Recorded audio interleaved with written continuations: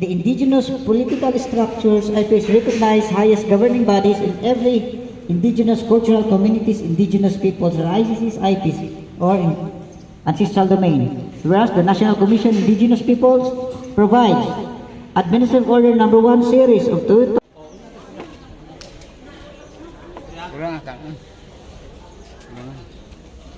Ako ikuan kay aron kuan do.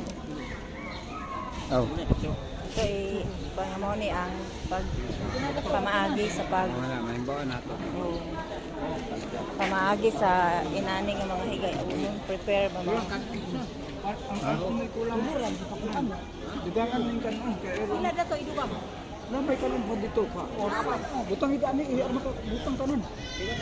Kita pura. Sige. 1 2 3 5 lima.